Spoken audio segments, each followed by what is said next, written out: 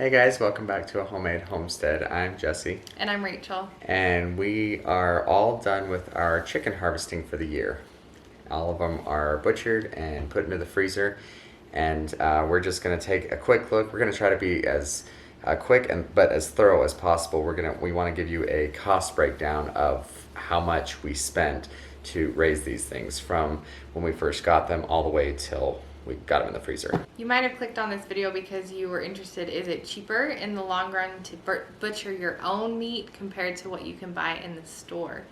So we're excited to share with you guys the real numbers and see what our opinions are on that subject. So the cost isn't always cut and dry. There's a lot to consider. You're gonna have your startup cost if this is your very first year doing this, and then you'll have like your maintenance cost every single year, which let's talk about the first cost. Let's talk about your startup cost and what that could look like for you. Yeah, there's quite a bit that can go into the startup just to try to take care of these birds and like provide them with their shelter is basically what it amounts to. Right. So you start off with their brooder is what a lot of people call it. Some people, have brooder houses. We do it a little bit more simply than that. We have totes that we buy for them. We've got heat lamps for each one of those totes, feeders for each one of those totes, and waterers. And each year, obviously, we have to replace all their bedding, what they have that they're standing and pooping on and all that kind of stuff. That wears out and you have to replenish that every single year. Yeah, so the brooder cost, we're not calculating in to this year's meat cost, if that makes sense. Because that's something we've already bought. That's going to be completely separate. So that might look different for you. If it's your first year, you might have to invest that money to buy the bins, or if you're going to do like a wooden shelter outside. We've seen other YouTube channels do it that way. They have like a barn that they keep their chicks in for the first 3 weeks, but they still have to have heat lamps. They still have to have waters, feeders. So if you already have all that stuff, then it might be less expensive the first year. If you need to buy all that stuff, then it might be quite a bit of money that first year. Right. A lot of this stuff you can have to look at it as kind of like a long-term investment if you're wanting to get into meat birds, because it can be kind of overwhelming, the startup cost of just like getting all this stuff to begin with. But it does pay off if you want to try to continue to do this year after year. Right. And then the second thing that you have to think about as your startup cost is the coop, or the place that once that 3-week period is over, where they're going to move out to. They have to be protected from the elements. You have to think about that. How are they going to be sheltered? Are you going to use a tarp? Are you going to use a roof of some sort? Is it going to be a stationary coop? Is it just an area that they're going to stay in, you never move them around? Jesse decided that he wanted to try a hoop coop this year, a little bit different than last year's coop, where last year's coop, it was like a square. Yeah. And it had like a lift up lid kind of thing. And it was actually very hard for me to pull. So he wanted to try to find a different structure this year that would be easier to move utilizing wheels. You guys have seen us move it several times in our chicken update. So this year's coop was actually probably a little bit less expensive for us because we had scrap material to work with, but we ended up buying cattle panels. We bought 2 of those. We had the chicken wire that you have to spread over it because obviously the chickens, they're small enough that they can get through those cattle panels. 2x4s for the base of the thing, for the frame. So lumber may vary, the cost of lumber may vary depending on where you are. You've got the PVC pipe if that's what you choose to make the door, which is what we did. And again, like Rachel was mentioning, tarps over them to provide them shade from the sun. Screws to put the whole thing together, eye hooks to pull it around, bolts, hanging chains for the feeders, all those little odds and ends also that aren't necessarily part of the structure, but that are no less necessary, like would really be essential to the coop itself. Right, and you had tires too. Right. But he was able to use old bike tires that he could put on with bolts and stuff like that. Yeah, you drive around, sometimes you might be able to find one that somebody's throwing away and you can scavenge the tires. So we didn't include that. But that is something to consider if you need to build that structure as well. So we're not including any of those numbers into our meat birds this year. Those are the separate costs as we look at it. Right, and we definitely plan on using that in years ahead. Right. And were you happy with I was really happy with coop? the hoop coop. It was so much nicer to move the chickens around, and I got to move around nicely on new grass fairly frequently. It was so easy. You could do it by yourself if you absolutely had to. It was easier to do it with two people. Yeah, especially so that I could push the meat birds because they're so lazy sometimes. And when he did it by himself, one did get run over. It survived. It did fine, but it did get hit. So Right. Yeah. it is better if you have two people. Yeah, it's manageable. Okay, so are you ready for the real numbers, the nitty gritty? Is it worth it to grow these meat birds, to go through the pain, and does it cost less? All right, so let's talk about the two separate batches. The first batch. The first batch we got was from IFA, correct? Yes. And that, again, this is where it can vary depending on where you get your chicks from. Right. From when we got them from IFA, we got 25 of those birds at $2.49 a piece. That equaled out to $62.25. That plus the first batch, we fed them on 8 bags of hog mash and 1 bag of the chick starter. We kept that first batch primarily on hog mash after we after we went through that first bag of starter. And so the 8 bags of hog mash came out to $96, plus that initial bag of starter was $18.49. Yep. The feed came out to $114.49, plus the cost of the meat birds themselves, which was $62.25. That was a total of $176.74. But we throw in also the cost of the heating and the shavings that they were on in their bins. That brought that total up to $211.74. That was for the first batch of 25 meat birds, or about 92 pounds, 92.65 pounds. And these are rough estimates with the poundage because they do vary a lot. So much. So we tried to weigh them as best as we could. So just give a little grace there, but we did try to be as accurate as we possibly could.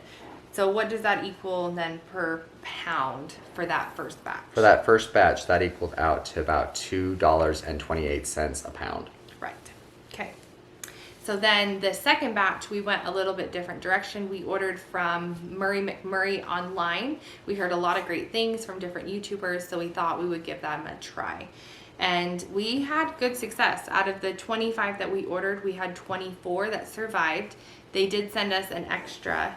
So we had 26, is that right, in Yes. the mail? And then we lost 2 as little babies. So the cost of those 25 meat birds was $76.86. It was a little bit more than buying them through IFA.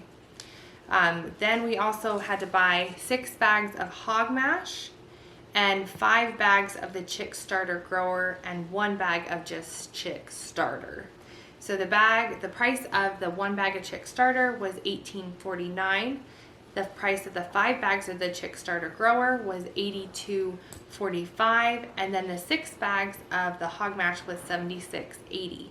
With this second batch, we wanted to do a little bit different because the first batch took so long for them to grow out.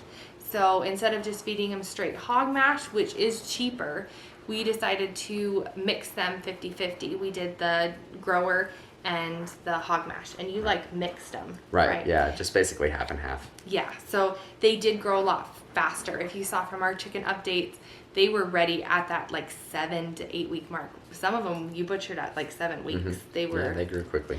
So the amount of money that we spent on feed for that second batch was $177.74. So you add that to the 25 chicks that we bought from Murray McMurray was $76.86 for a total of $254.60. And then we have that cost of heat and the cost of shavings in there, and that total brought it up to $289.60. And that batch was 129 pounds. It was quite a bit more weight Yeah, a lot of for the same amount of birds. And so the 129 pounds for those 24 birds, it came out to be $2.24 per pound. What did you think about that? Because they were just drastically different batches. That first batch seemed so small and took so long to get to weight. and that second batch just got there so quickly. And there was a lot more meat to each bird, Right. but it did cost a lot more. I mean, it cost more in feed. It costs more in feed, but I thought was interesting is when you got to the per pound, it was so close. It was $2.24 for the second batch compared to $2.28 per pound. I mean, it was so close. Yeah. But we got a lot more meat though out of the second batch than we did the first batch. I Right. mean, like 38 pounds more in 8 weeks rather than, what did we go to? 14? I don't know. I'll leave the link to the Meat Bird update. Yeah, it was. It was They substantially just kept longer. on going. Yeah, 14, 15 weeks, something like Okay. that. So our total cost, our completely year cost of all of our Meat Bird cost. Right. All together for the two batches together, we've got a total of $501.34. Yeah. And the total meat between the two batches was 221 pounds, 221.65 pounds, Right. which brought it out to an average of $2.26 per pound for chicken. Yeah. Now I'm sure you're thinking to yourself, what were we gonna say? Sorry, go ahead. No, you're good. No, go ahead. Good. Wouldn't it just be cheaper to get it out of the store? Yes, absolutely it would. It would. So much cheaper. Yeah, I see sales all the time actually for 99 cents a pound. I mean, if you go into Walmart right now and you buy boneless, skinless chicken breast, you're going to pay $1.99 a pound, which is still cheaper. Yeah. And less headache, you know? Yeah. You don't have to go out and feed them every day. Butcher them. I mean, that took you hours. That took him several hours to do. Mm-hmm. So would you do it again? Would Oh, you raise them again? Absolutely. I think we're absolutely going to continue to do this. And the reason is because, you know, we've seen and heard like horror stories of, you know, we grow up in our society, we're very much concerned. We're so preoccupied with, you know, getting more for less. We're, you know, always wanting to get more product for spending less, you know, and that's like our main drive. But we've seen enough like documentaries or, you know, heard from different people. We've got some personal experience, like family experience, people working in these big chicken plants where they raise these meat birds to mass produce them for all these big markets, all these big companies. And we've heard and seen like just the horrid conditions that those birds are raised in. Yeah, they're not raised in the atmosphere that we can grow them in. We give them ample space. We move them all the time on fresh grass. I mean, you saw in his last video of butchering, he prays for each chicken, you know, that it would be a quick death, that it wouldn't be painful for them. We take real, pride and care in raising these birds. I mean, we want them to have the best life that they possibly can. Yeah, knowing where they came from, Right. the kind of life that they had compared to what they could have had, and the feed that they had is just like, it's so much better for them and for us in the long run, just raising it ourselves. You do pay for that, Right. but, you know, and the other saying is also true. You get what you pay for. Right. You know, if you want cheap prices, you're probably going to get, you know, cheaper meat, like in quality as well. Yeah. And if that's something that you want to do, if you're not really the meat bird raising type, then that's totally fine. You know, that's up to you. Yeah, or if you're not in the place where you can raise them. Right. Because we lived several years where we couldn't raise meat birds to grow for our own family. And if you're there, I feel for you. We've been there before, and I hope one day that you'll be able to grow your own meat birds. Yeah. Yeah, it's very gratifying being able to raise these things on your own. Yeah. And it's rewarding. It's definitely something that we'll continue to do. Yeah, even if it doesn't cost less.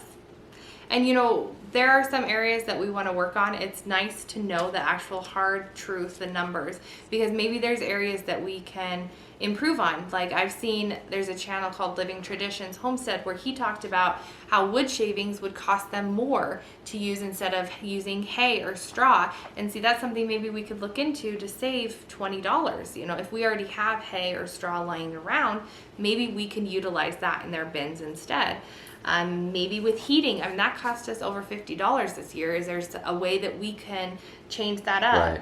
Right. I mean, these aren't organic costs either. I know there's people here that do organically grown meat, and we just can't afford that right now. I mean, that would triple our cost. Right. So maybe that's something that we could look into as well. I don't know, like All cutting these- our feed. I don't Right. know. Well, the main thrust of it though is all of these numbers are not fixed. They're very Right. flexible, kind of depending on what you want to do. You know, Yeah. if you want to try to figure out how you can cut and save here and there, you've got the liberty to do that, Right. which is nice. Yeah, maybe you can find a better way of the feed. I mean, that changes from one side of the country to the other too. You might have better feed costs where you live than what we paid here. It's worth it, I think. Definitely. Yeah. And it's so satisfying to have a complete freezer full of meat. I mean, completely topped off of chicken. I mean, and it warms my mama heart too to know that we have food to feed our kids through the winter. So thanks for joining us for that for this video. There's your complete cost breakdown of what it cost us to raise these birds ourselves. Give you a little bit better an idea if you're just starting and you want to know kind of what you're getting into. This is what we were getting into. Yeah, it does cost a little bit of money. It really does. Well, anyway, thanks for joining us for this video. If you liked the video and you found it if you found it informative, we'd appreciate a thumbs up and subscribing to our channel if you haven't already. All that good stuff. Share us with your friends on social media. You know the whole thing. But that does it for this video, and we hope to see you again real soon in the next one. Take it easy.